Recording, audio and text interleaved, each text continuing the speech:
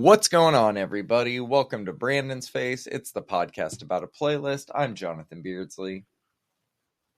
And I am Brandon We May. hope you're doing well. Brandon, you went to Mayhem Fest last weekend. How was that, man? I did. Mayhem Fest is returning. For those who are not familiar with it, Mayhem Fest was a touring festival. Ended back in 2014. It toured across the United States, bunch of heavy bands. The last one, I actually went to the last one in 2014. Avenged Sevenfold, Korn, Trivium, great headliners, great undercard as well. This weekend was great. It was the first festival before they announced their tour next year. Oh, so it's going back to a tour. And it was fucking awesome. I didn't know that. It's going back to a tour. Yep, it's going back to a tour. This was their kind of dipping their toes in the water. It was basically a bunch of Sumerian Records bands. So Bad Omens, Parkway Drive. Let's see here. Ginger, August Burns Red, Unearth. Lots of really, really good bands, man. It was a great day filled with heavy music, man. What Parkway Drive did you get? Ahead. So I actually only saw the first song and the last song from Parkway Drive. August Burns Red was about to start. Couldn't miss them. They were playing Constellations in full. So I left. I have yet to look up the set list. I'm assuming that it was the last song was pretty heavy. I didn't recognize it off the top of my head, but the last song had some screamy, so it must have been some of their older stuff. You also saw Unearth? Yes, for the first time. I've been a fan of Unearth for years, and I finally got to see him, man. Got in the pit for him and everything. It was a good time. Darkest Hour? Insane set, man. So sedated, so secure, went so bet. hard. That last album of theirs felt like it was almost made to be played live, so that's fucking rad. Did you catch Suicide Silence this year? I sure did. In fact, I just want to shame whoever was running the soundboard because they cut them off in the middle of No Pity for a Coward, which was obviously going to be their last song. I think they had gone over a couple of minutes, but the band didn't give a fuck, dude. Everybody kept playing.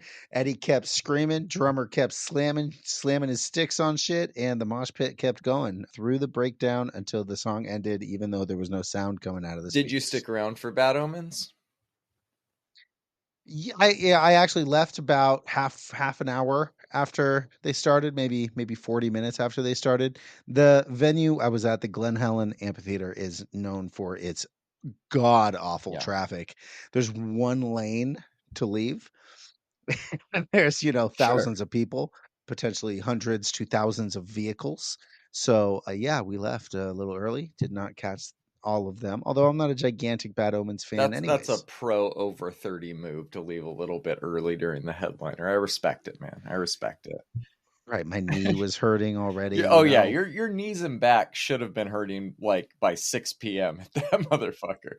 Yeah. Keeping in line with music festivals, Sick New World announced their lineup. It's going to be April 12th, 2025 in Las Vegas at the festival grounds, a rarely used spot out there. Headliners include Metallica at Linkin Park, Queens of the Stone Age, Evanescence, Gojira, Acid Bath. It's pretty interesting. I don't think Acid Bath's really a headliner, but they're kind of in that part of the flyer. There's a lot of big names on this one, man. What ones are standing out to you? Acid Bath is huge. I don't think they've played live in a long time. Their last album was released in 1996.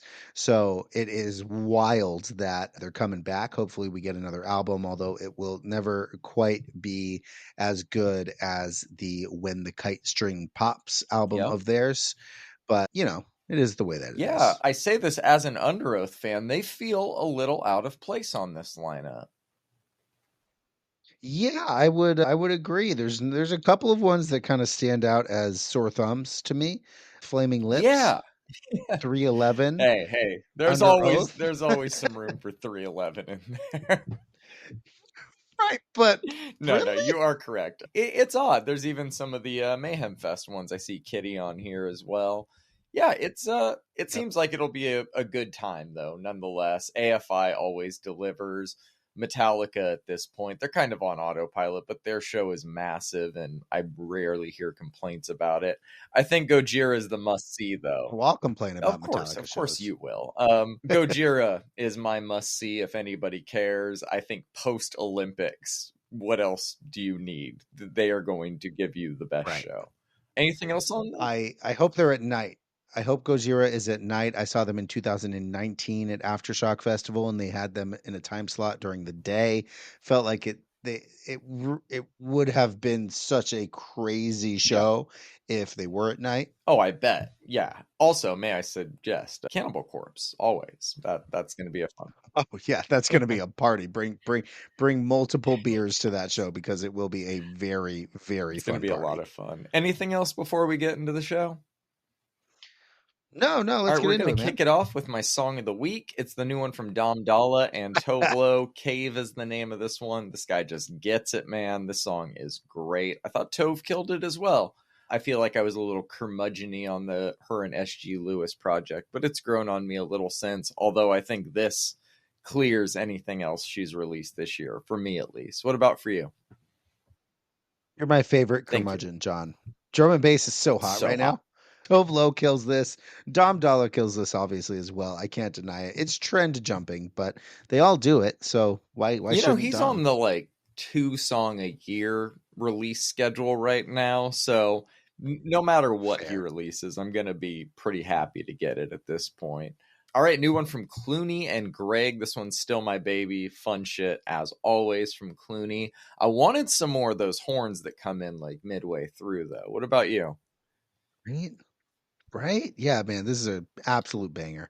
I don't know if you've seen his Spotify page, but on desktop, they've got a banner, and his banner is him playing at the Shrine in Los Angeles with Disco Shark in the middle of the crowd. Love that. You gotta love Disco Shark. Those who have been to Coachella may have seen some iteration of Disco Shark in the Do Lab at some point. All right, we got a new one from Pylo on Boys Noise Records, Girls Rule the World. I only needed to see the Boys Noise Records label to know that this would be a banger, and it absolutely is, man. What did you think about it? That rumbling bass line, those robot vocals, BNR is back. Man. It never left in Your and I world, but yes, to the rest of the world, BNR is back. New one from Spore, Bagley's VHS. It's been a busy year for the Mr. Gooch, man, and he has not missed. This is another great Spore track. What did you think of it? Dear fucking God, does this dude not miss, man? Song of the week for me. Love it. My God, yeah, bro. Really, really good. That saxophone? Was not expecting it, but happily will take it. Right? New one from XG. It's If You Know, You Know. They are not my favorite pop group right now, but I don't think they're far off either. This is another certified bop. What did you think about it? It's all right. It's catchy as hell. Yeah, I think we're 3-4 singles into the rollout now. The album comes out in November. It's not the strongest, but I think if this is the quality of album cut we can expect, it's going to be a pretty good album. Yeah. New one from Jenny of Blackpink. This one's called Mantra. A lot of the bigger K-pop artists like Jenny from Blackpink are all moving towards the full-on English pop with either R&B or rap mixed in. Sometimes both. I think it sounds good. It's well produced. It's catchy. It's fun. But I don't really enjoy it as much as their music with some Korean worked in as well. It feels like we're on the way to either Elisa or Jenny full length soon. Regardless of language, I am excited to hear how it'll sound. What did you think of this one? I don't know if it's an unpopular take or not, but I really like it when Jenny raps. I don't think that's unpopular. I think the billions of plays on Blackpink songs would have other people agree with you there. New one from Dua Salah and Gallant called Coast, a rare Gallant feature, and it's very different from anything I've heard him do stylistically lately. He crushes it, obviously, and I think that Dua's voice plays off his in a really unique and interesting way on here with the kind of effects going on. I liked it. What about you? This is not really my jam. You knew that. I did. Dua, this is off her most recent album. It's an interesting listen for more avant-garde or kind of grounded R&B like this. Got a new one from Earth Gang and T-Pain, Love You More. better than expected. I'll say that. Great hook from T-Pain, as always. What do you think about this one? Thursday evening, I hear this song come on my playlist, and the quickness of which I was like, "Is that fucking T-Pain?" You don't even need to say, "Is that T-Pain?" You know it's T-Pain. I know, but it's just it's a really great track, man. They all work really I well together. agree. New one from Pharrell and Tyler, the Creator, Virginia Boy. I don't really understand the whole like Pharrell semi-biopic, but as a Lego movie that also involves Daft Punk somehow, and now a Tyler, the Creator song. It's all very confusing to me, but the song itself is good. I will take a new Tyler verse anytime. What do you think about this one? I'm not even sure that I knew all of those things that you just said were a thing, but I loved this a lot.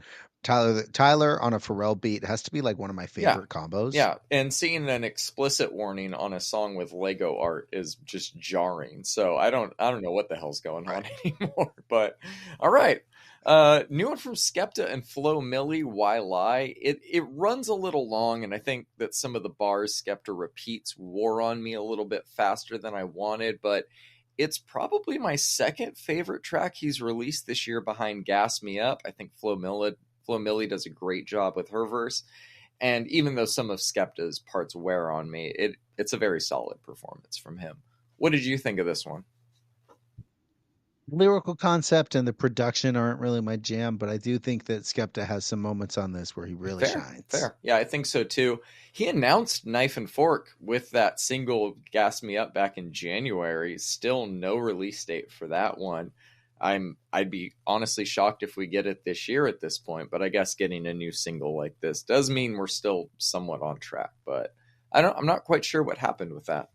Me neither. There was that like incident where the original artwork for Gas Me Up had some vague Holocaust innuendos that I know he pulled the album artwork from streaming sites because of that. The song's still up, but I don't think that had anything to do with the actual album release. So we'll see. All right, new one from Absol, Squeeze First 2. I think that's how you would pronounce this one. Unexpected. Absol is always welcome on the playlist.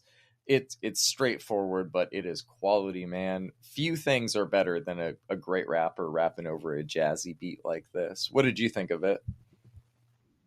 So I feel the same about this song as I did about his last record. It has so much potential to be like genuinely great, but I still don't know what it is that's missing for me.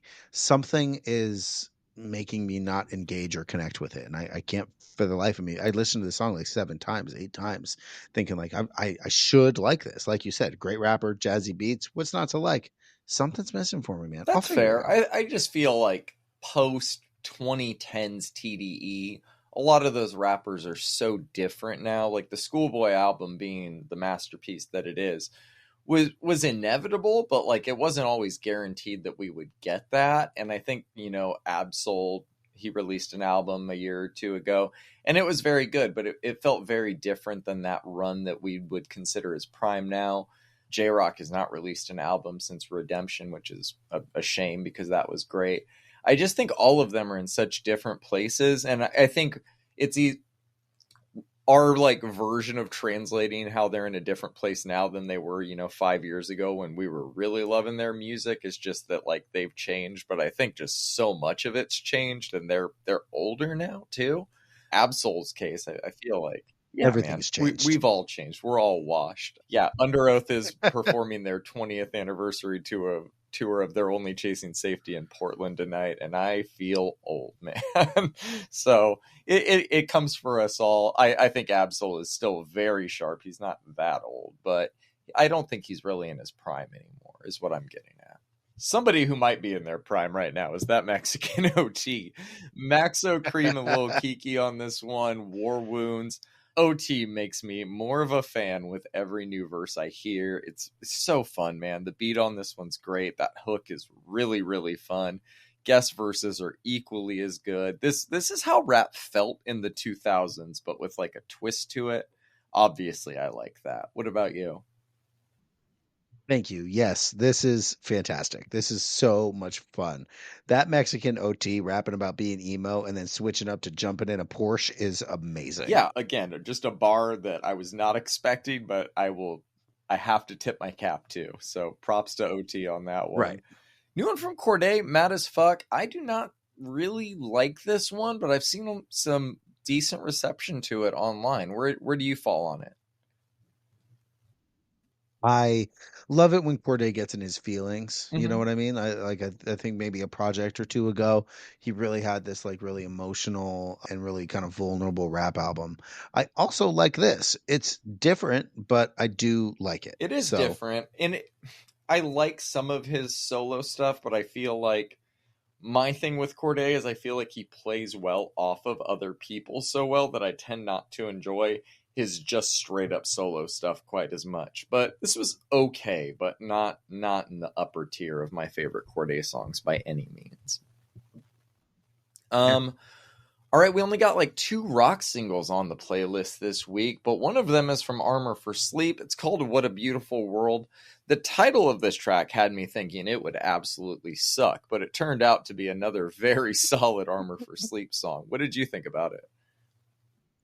Another Armor for Sleep track, another day. I feel like I need them to release music until they're 70 years Might old. happen. This is a great track, as is Yeah, tradition. yep.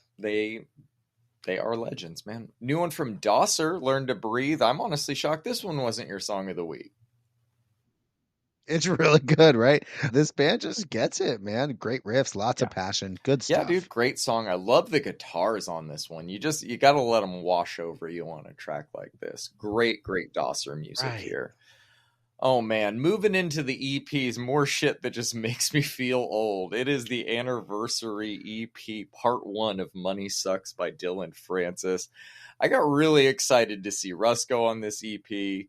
Got less excited to see the shitty Brendan Urie song get one of the remixes on it. The remix is fine. I don't like that original song.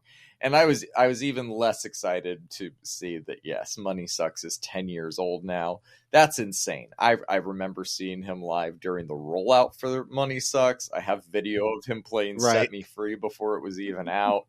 That album will always take me back to a time. It sucks to realize how long ago that time was. But in terms of the songs we got here, that Rusko remix of Hurricane Fucks. And this is not all we're getting. We are getting, I think, quite a few more remixes as part of like the full thing. He's just releasing them in batches. But what did you think of these 3? The Rusko remix is obviously the best. It also made me feel old. I'm pretty sure he debuted DJ Hansel at Coachella on this tour 10 years ago. Hansel forever. And yeah, man, this really took me back, made me feel really old, but I'm happy that we got it. I'm happy we're getting more. I'm glad this isn't the only 3 tracks we're getting. Yep, he is still the same Dylan Francis. If you follow him on social media too, he wanted to see how many times he could play his new song in his set the other night in Vegas. I think he played it about 12 times, like almost in between every song he would play it. So we don't deserve him. No, we never did. All right, we got a new EP from Tourist and Gold Panda, Us Two. This is great EP. Feels very Porter / Madeon adjacent, but a little more mellow, a little less sugary. I really liked it, man. What about you? There was something about these lo-fi beats to study and chill to that just made sense to me, you know? I haven't listened to much of Gold Panda's music, but the stuff I have listened to makes me feel like this, which would be really chill and at peace, man. Sometimes you need a break from the crazy. I previewed these tracks and we're like, you know what? Let's give us some lo-fi. It was very nice, man. I appreciate. This is a Lo-Fi Girls album of the year, I'm sure. We got a new EP from Le Youth called And. I thought this one was okay. It's more of the same from Le Youth. The collabs are good, but nothing we haven't heard from him before. Every little part is great. I came back to it a few times through the week on its own, but the rest of the EP, not so much. Maybe I'm hitting like a plateau with my Le Youth fandom, or maybe I just need a little break, but those layette features like the one with Every Little Part are always great, man. This was no exception. What did you think about this one? I actually liked this one quite a bit, and here's why. Number one, it was a surprise. I didn't know that it was coming out. Everything's a surprise when you don't have I social think media, Brandon. See, this is true. This is very true. As is tradition, he chooses vocalists extremely well to match the vibe of his Fair. productions. You know when Cascade releases this like really bright and colorful album full of love songs and then he releases a Redux EP that's just dark and Yep. grimy. This feels like a Le Youth version of that, although I'm not sure that his music like can get too grimy. It is darker and it's less bright. You know what I Yeah. mean? Yeah. No, that's very funny to just picture this as like dark and grimy, but I know exactly what you mean by that, and you're not wrong. Yeah, maybe I just need a little bit more time with this. I've been a big fan of his last two albums. I feel like maybe I'm just hitting a saturation point. His music is quality, man. We got one more EP to talk about this week. It's from Fireground called Spin. It's our techno EP of the week. I think it's great. I love how joyous this style of techno feels. Feels like rooted in old block beats and loops. Constant, but like not rigid. We definitely need more of this in modern techno, man. What did you think about it? That's funny, man. Yeah, my notes are almost identical, but we have talked about a lot of techno this year. I think on average, at least one release per That's kind of week. the goal. We've Yeah. gone through like Yeah, we've gone through like tons of different styles, right? We've gone through some minimal, some industrial, some hard groove, even like some heavier stuff.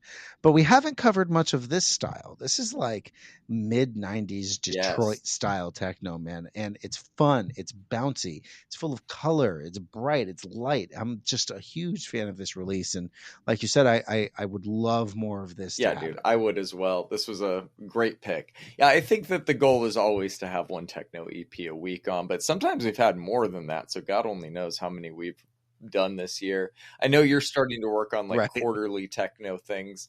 There is so much techno right now. We are being fed, you know? Correct, All correct, right, man. Are correct. you ready to talk about a few albums? We've We got a few do, of them. starting with the Brat remix album by Charli xcx. It's a remix album, so I don't like really have a score for it, but I really enjoyed it, and for the most part, think it's really fun despite being overall lower energy than the original album. The straightforward dance stuff, like the Club Classics remix with BB Tricks and that 365 remix with Shy Girl, are more in line with what I was expecting slash wanting. Expectations aside, though, I think it's pretty good, especially for a remix album. A lot of work went into this, and it shows it's not just new verses. Some of these instrumentals are completely reworked. We talked about a few of these tracks on here when they dropped as singles, and I feel more or less the same about those. The Billy remix has maybe grown on me a little bit more, but they're all solid. There's a few duds for me, though. I'm not feeling the Ariana remix, and I seem to be in the minority on that one. I'm really not feeling the John Hopkins in 1975 remix. Big surprise. And I'd be fine never hearing the Julian Casablancas remix ever again, but maybe that's just me. But the good far outweighs the bad for me, man. Polachek delivers as always. That A.G. Cook remix of So I manages to be equally as personal and emotional as the original. It's been an insane year for Charli. I think that this is a fun way to cap it off. I'm hoping she still has some energy by the time she gets to Portland next week. My standout is the BB Tricks remix of Club Classics. That fucking new verse is just insane that she drops on that, and she's the real MVP of this whole remix EP for me. What about you, man? How are you feeling about it? This is my review of Brat, but it's completely different, but also still Brandon's review of Brat on Damn it. Brandon's face. That being said, obviously, I like the original versions of all of these songs a little better. Imagine my disappointment, John, when I heard that John Hopkins was going to be working with Charli XCX, only to find out that he's on the Yeah. 1975 track. I was so sad for a second.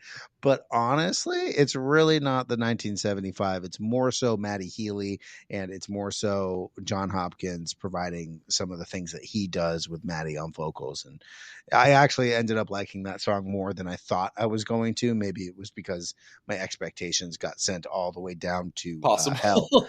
Uh, this is, look, man, this is pretty good, man. I also don't like the Ariana verse. I'm not a gigantic fan of her to begin with, anyways. Yeah, So, fair. it's going to be a lot of fun for you to see her with Troy next Yes. week. The Julian Casablancas remix is garbage. It just straight Yep. garbage. I also didn't give it a score, but did you see the SNL episode where Bo and Yes. Yang is Charli Yes. XCX? 365 Party Girl, Bo and Yang, Charli XCX. I did see that. Good for him. Good for him. The fact that Amine's version of I know. 360 isn't on here is I know. so sad, man. I actually listened to that today after you sent me that Tyler the Creator clip. It like autoplayed into that song Oh, because God. I've listened So to it like good. 100,000 times. I was like, hey, that's right. That's the better remix of all of this. I enjoyed my time with it. I didn't pick a standout, but I could.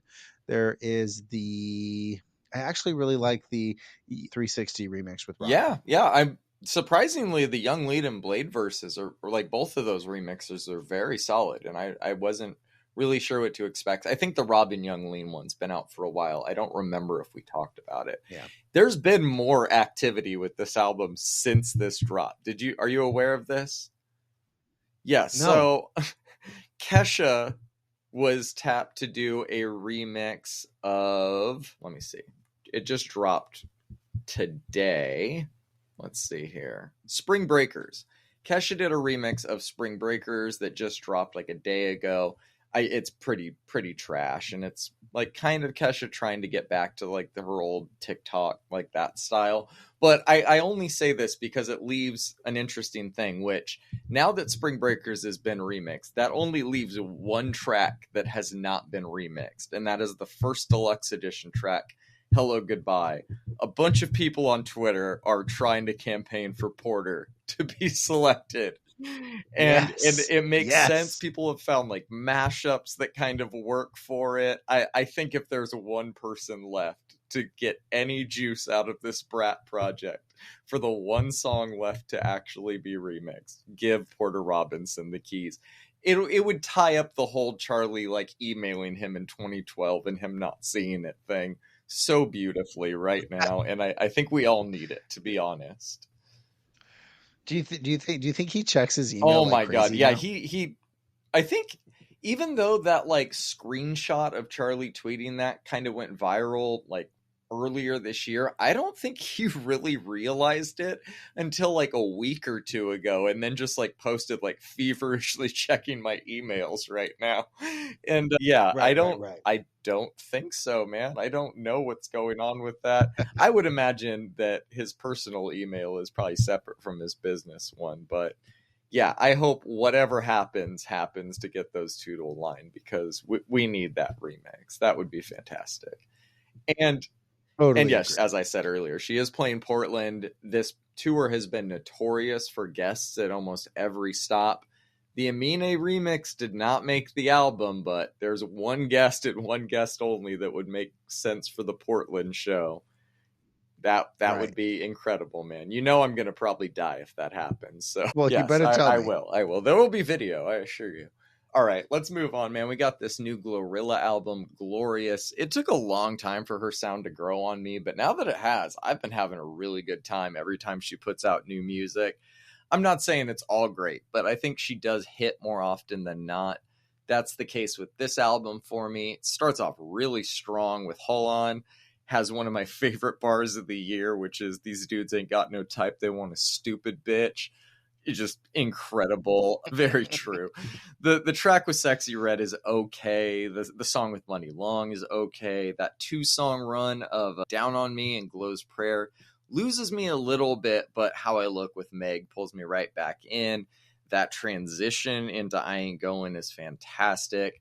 The beat to Step is really, really good, and isn't even like one of the top 5 songs on the album, which kind of shows the quality of this one, man. The track with T-Pain feels like classic late album T-Pain, one of those features for better or worse. The outro is pretty solid.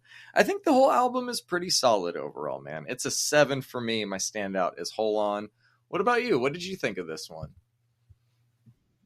Well, I'm really glad that you liked it, John. I did not like it. I had a feeling. As much as you did. You know, I kind of wish this was an EP, John, rather than a full project. It's only 42 minutes, but about halfway through, I had basically heard the whole album. I enjoy small bursts of GloRilla's signature style and flow, but when there's almost no change up in the majority of the album, it really started to grate on me. That, and with the lyrical content not quite being what I love about rap and R&B right now, it just doesn't feel like it's for me. What I will say about this record is that the production and beat selection is top notch, in my opinion. The 808s used and the distortion on the drums really hit hard in basically every track. That's what kept me around for the first few listens I gave it. And when I'm not paying attention to the lyrics or the flow, the production kept me engaged through enough for like passive Yeah. listens. It's decent as background music for me, but when I engaged with it, it didn't want to engage back, you know? It's a 4 for me, but How I Look with Meg is an actual banger. So Hey I'll man, give it. I had a feeling you weren't gonna love this one. I'm glad you found something to enjoy about it. I do think that this whole style, especially being from the era we kind of grew up in, is an acquired taste, but I do think it's possible to acquire it. We'll see if you do over time like I did. All That's right, fair. let's talk about this Annie Up album. What is life? It's one thing to manifest an album. It's another thing for that album to be as good as this, dude. For the most part, it's an acid bass album rooted in the decades of dance music that came before it. There's some stylistic diversions here and there, but it is thematically cohesive and is best played from start to finish. You know, anytime you get a good talking intro like the title track on here, you're in good for a great album. I call it the settle effect. There's a few instant all-timers on here for me. Some were singles. The Weekend and Chromatic are fire. Album cuts like 9 of 10, Shambles, and Set Me Free are outstanding. This one's a strong 8 for me. My standout is The Weekend. This project lived up in every way for me, man. What about you? I'm glad you really enjoyed it. What 8. was your score? Solid 8. 8. Solid 8. Look, man, this sounds like a throwback album while simultaneously sounding extremely modern. There's some great sub bass lines. There is tech house galore. There's some great selection of features that make for like a really fun album experience. I'm honestly surprised that this group isn't getting more plays on Spotify. I think they're sitting at just under 500K monthlies, but I kind of get it because Anti Up is supposed to be like a DJ set experience, and I think that they deliver that in like a massive way at all of their Yes. shows. I haven't seen them myself, but I have had the opportunity to stream a few of their live sets, and they are absolutely electric. This repertoire of tracks to choose from will only expand those sets to greater heights. Tracks like The Weekend and Freaky Feed Me are modern tech house bangers. Those bass lines are fucking great, and they find a way to make the like 4 on the floor beat sound fresh and exciting. But tracks like Shambles and Something's About to Go Down really brought me back to my early 2010s Yep. raving days with all those rave stabs and thin yet also bright synth Yep. lines. This is such a fun album, man, and I think they'll always pack shows regardless of whether or not they release a record to be streamed. But you're right, you manifested it, and you manifested some bangers. It's a good solid 7 for me. Something's About to Go is going to be Hey, my standout. fair. I have a feeling this next one's going to be maybe a little more your speed. That's the new one from RÜFÜS DU SOL, Inhale, Exhale. What are your thoughts on this one? Well, this sounds like a RÜFÜS DU SOL album, and Definitely honestly, I'm does. happy for it. I've actually seen a little bit of criticism for this sounding too samey Interesting. to their last few records, but I don't actually want RÜFÜS to change too much, man. They have a very specific sound, and they operate very well within the parameters that they set for themselves, and they manage to innovate enough with them that it really works for me, at least. I've been a fan of theirs for close to 10 years now, so maybe I'm biased, but their sound is their sound. The only thing I'd change is whoever's writing their lyrics needs to find like a better muse or something. But an example of them innovating within the parameters that they've always operated in is Breathe. They really extrapolated on this with the bass line, and they're clearly using sounds they haven't ever used while still kind of like staying in that deep and synthy house lane. Tracks like Standing at the Gates and Edge of the Earth are also great examples of them staying in their lane while doing something decently different. I actually feel like that is what drives creativity in artists. Working with the same sounds, the same instruments, and still being able to create something new is really difficult, man. Tracks like In the Moment really sound like their early stuff, actually. So Atlas is a staple on my turntable, and I think they really thrive with the vocal deliveries and like clear building they do with tracks like this. Again, lyrics could use some work here, man, but overall, I actually like this album for what it is. It is another RÜFÜS DU SOL album. It's deep, synthy house music done with a dedicated vocalist, and that is something that I like very Yes. well. I would be extremely surprised if they tried many other things outside their sound that they're known for, and that is okay, man. It's a 7 for me. It's Breathe is going to be my standout. That track is fucking gorgeous. What did you Man, think people about this need to one? stop hating. I think, like all of their music, this album is beautiful. It's entrancing and at its best, utterly captivating, dude. It's one of their best to date. And I know that people are going to maybe say that's blasphemous, but I also think the line between their best and worst is a lot thinner than people think. You Very know, thin. they've always been consistent, so it's not surprising that this is as good to us as it is. Right away, though, like art direction wise, I loved the aesthetic they went for with the visuals and artwork on this one. I thought it made for a perfect reflection of the music that we ended up getting. All of the singles were solid. Break My Love is still one of my favorite electronic songs of the year.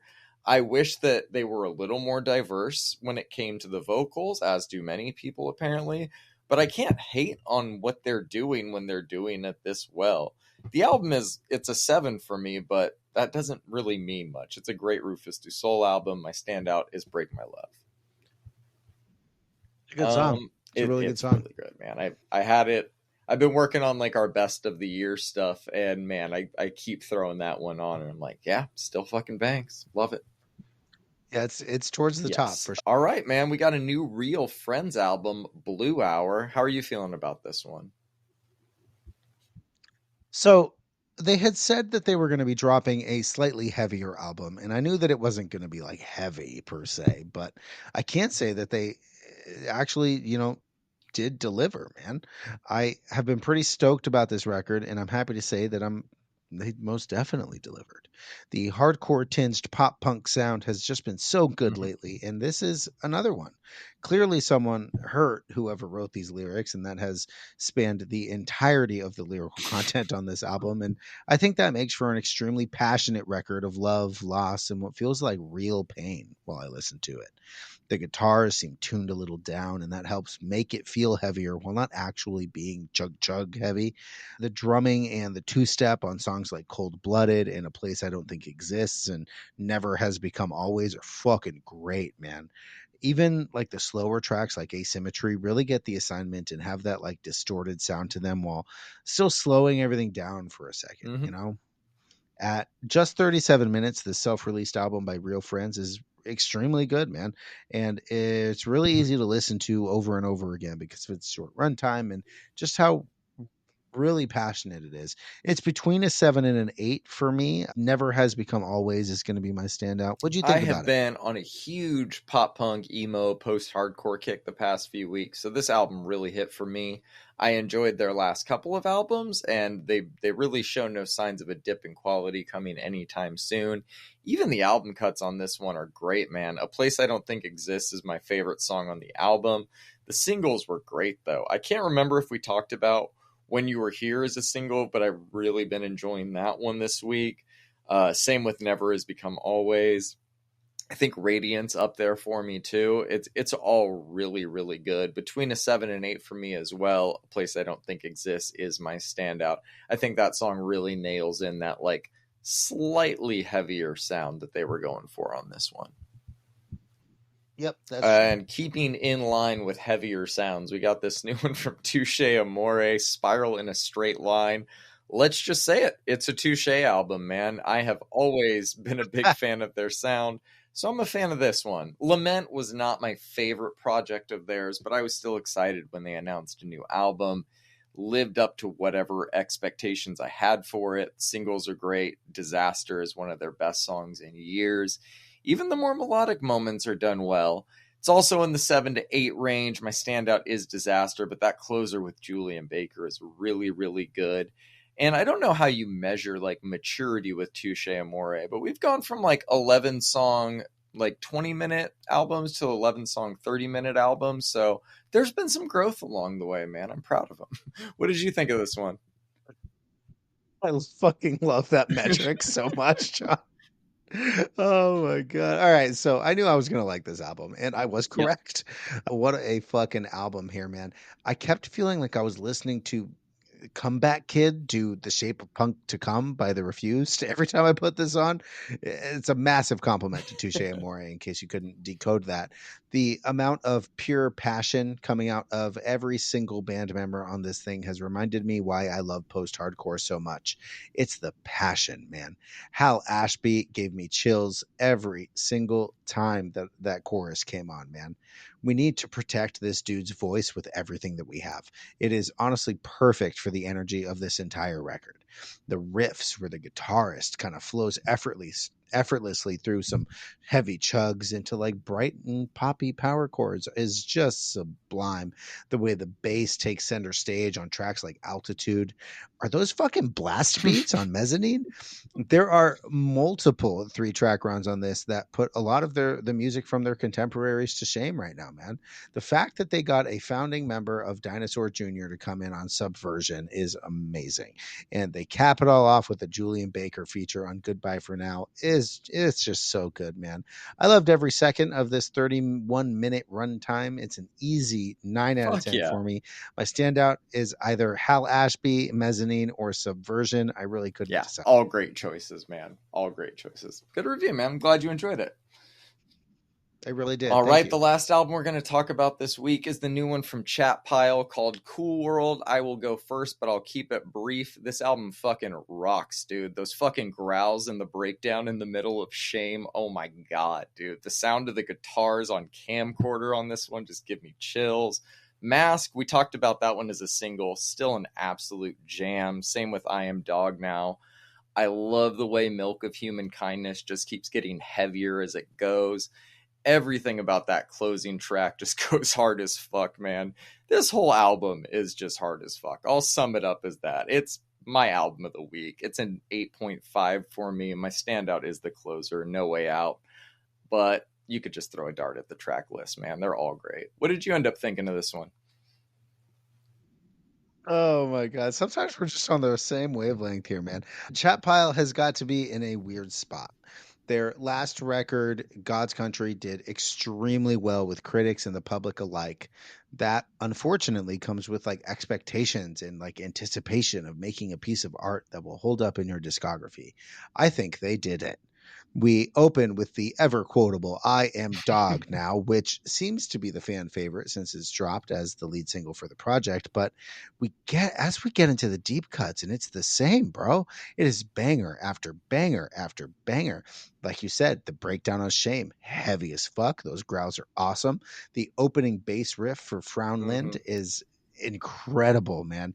Camcorder like slows it down a little bit, but it stays heavy as ever with those like deep and cutting riffs. Bro, they are heavy as hell and they're all firing on all cylinders. Sonically, this band is severely up my alley. What really gets me though is the lyrical content and the songwriting, like as a whole. The structuring of all the songs is really good. The lyrical content of it, the way everything is mixed, like the songwriting is really beautiful here. It's incredible. Proto martyr levels of lyricism, if I say so myself. I love this album about equally as much as I loved God's Country. I will be returning to this for sure. It's between an 8 and a 9. Let's call it an 8.5. My notes say for standout, throw a dart at it. You and me both, buddy. You and me both. I'm glad you really enjoyed this one too, dude. But the New World is actually a really good song. But that breakdown on Shame, like I said, I can't. You and I are both just bitches for death growls, man. We love them so much. Let's go. All right. That does it for us this week. Tune in next week. We're going to have kind of a dance music heavy week. We got new albums coming out from the Blessed Madonna, Kylie Minogue, LPGOB, Rez, Confidence Man. There's some other projects too. I think High Viz, Audrey Nuna, and some others are dropping new albums. Right. It should be a fun episode. Make sure you follow along with the weekly rotating playlist. You can find the link to that in the show notes to keep up with what we will be covering on every new episode. can also find us on Instagram and Reddit. Just search Brandon's Face Pod. We will see y'all next time. Peace. Peace.